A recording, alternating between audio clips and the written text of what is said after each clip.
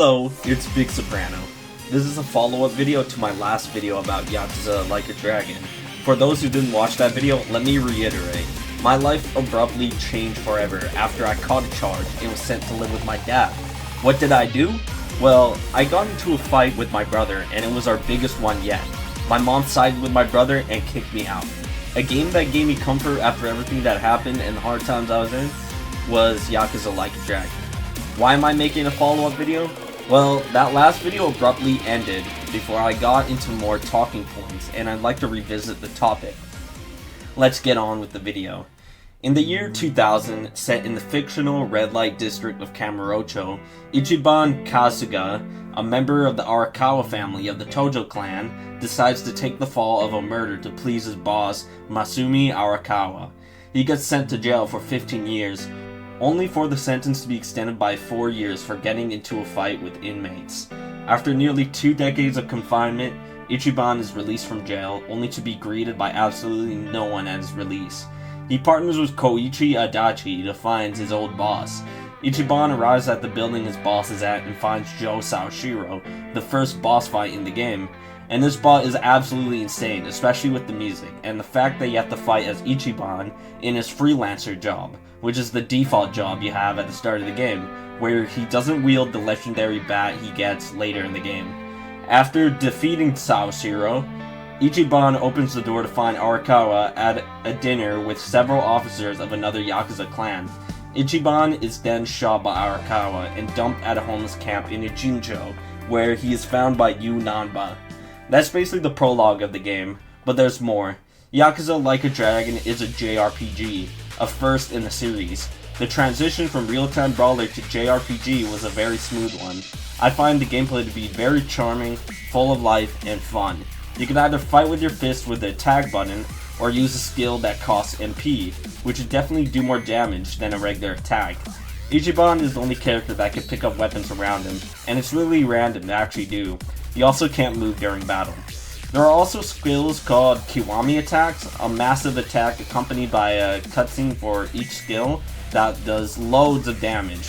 If you're high enough level to not care about MP, which is the amount of energy you have to pull off skills, I recommend spamming Kiwami attacks and skipping the cutscene. 9 times out of 10, these are the strongest attacks you could use, unless you have the party member Jungi Han, who could use head trauma and deal a shitload of damage for little MP. In this game, there's also a job system where you can choose specific roles for each party member. This allows you to customize your party members to fit your style, needs, and strategies. For example, you can make Ichiban a hero, where skill attacks are the physical type, or you can choose host, where skill attacks are the fire type. It all depends on your preference, but if you have any female party members, put them in your main party and set their job to idle. This will allow them to consistently give great amounts of healing since heal skills are so rare for any other job type. This tidbit will definitely get you through most of the game. Why did Yakuza Like a Dragon give me so much comfort during the toughest times of my life? Well, it's because the game is grounded, lifelike, and emotional in its storytelling. The story is so gripping you'll forget about your problems, while also learning life lessons that make you feel better about those problems. Not only is Like a Dragon emotional, but it's also funny. This juxtaposition between a serious story and funny side content makes both hit so much harder. The gameplay is also deep and engaging, allowing you to get lost in the sauce, in a good way, where you can ignore the world around you. I love being able to ignore everything wrong that just happened in my life by the living, breathing world of Yakuza Like a Dragon. I remember my dad saw me play while strolling down the streets of Ijincho, and he told me no shooting, as if you could gun someone down in the street, which you can't. This isn't GTA, it's a series that's even better. I prefer a game like Yakuza Like a Dragon over games like GTA 5 because the story is actually serious. GTA 5's entire existence is a satire of America. I'm not saying it's a bad thing, but the story is so much more comical than Yakuza. Sure, Yakuza has its funny moments like the side stories, but there's typically a lesson to be learned or deep meaning behind every comical moment. As a non-American, GTA 5 doesn't hit as hard for me as it would for others. However, games like Yakuza Like a Dragon are the hardest hitting games I've ever played, and I don't even live in Japan. This isn't a diss towards GTA 5, I love that game. I'm just sick of people comparing Yakuza to GTA, when they're both very different things and great in their own ways. Ichiban Kasuga is a goofy person, yet he has a heart of gold. He spent his youth playing games like Dragon Quest at a soap land where he was raised by prostitutes. He is deeply empathetic towards the homeless and prostitutes, or those working in the sex industry. Ichiban wears his heart on his sleeve and may get angry without thinking things through. He almost killed a guy until Kiryu Kazuma stepped in and taught him how to control his anger. I feel like his beatdown of a guy was too far, but very understandable. Ichiban just lost two people very important to him, and the beatdown was justified.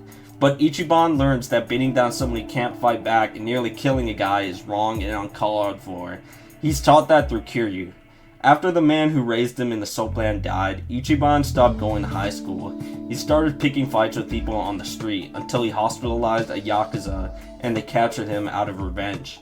This is how he met his father figure, Arakawa, who chopped off his own finger just to let Ichiban go. For a time, I regretted graduating high school. I found no use for my diploma and thought I should just work a minimum wage job. When I went homeless, I wanted to fight everyone I saw on the streets. I nearly got into a couple fights, typically with large groups of people, and felt it would have gone very wrong. I didn't want to catch a charge while I was on probation, so like Ichiban, I decided to control my anger long before I thought of getting into fights. Now, I don't ever crash out in person. Like Ichiban, I'm at rock bottom. I have no job, no girlfriend, no car, and no friends. But I am hopeful for the future, much like Ichiban was. Once you're at rock bottom, the only way forward is up, as Ichiban said. Ichiban and his party members prove that you're never too old to turn your life around, as he is 42 years old in the present day section of this game. My dad was my biggest op during the times where I played Yakuza Like a Dragon. He's unstable, and we got into physical fights often. Things were so bad with my dad, I thought maybe I was the problem. Looking back at it, I would say I was partially the problem. I was unpredictable, psychotic, and screwed up. These are all things common with my dad. When I'm at my worst, he's even worse. My dad is like a dark reflection of me in the future. If there's anyone that represents my dad, it's Yosuke Tendo. Tendo is the true final boss of the game, despite being the second last one. The last boss fight is piss easy compared to Tendo. Tendo is like my dad, a genuine problem in the way, and very tough too. My dad shares traits of Tendo, but in the gameplay sense. Tendo is difficult, unfair, and hard. He gets 4 turns and has a move that one-shots Ichiban, which is an automatic game over. I could say the same thing about my dad. I don't despise Tendo, and I definitely don't despise my dad. They're both strong and charismatic. Both of them would kick my ass. Yakuza Like a Dragon genuinely helped me. Like a Dragon taught me important lessons, like not letting your past define you. Ichiban is an ex-Yakuza, and despite that, he's the kindest protagonist I've ever seen. I consider my past to be dark and subsequently hidden thanks to what happened before I beat Yakuza Like a Dragon. It's nearly been 2 years since I beat this game, and I still reflect on how much comfort the game gave me. Like a Dragon taught me that no matter how old you get, you can always turn your life around. I have hope in my future, and dreams that are yet to come true. Now, I don't let my past define me, and I also have hope for the future. You're never too old to accomplish your dreams.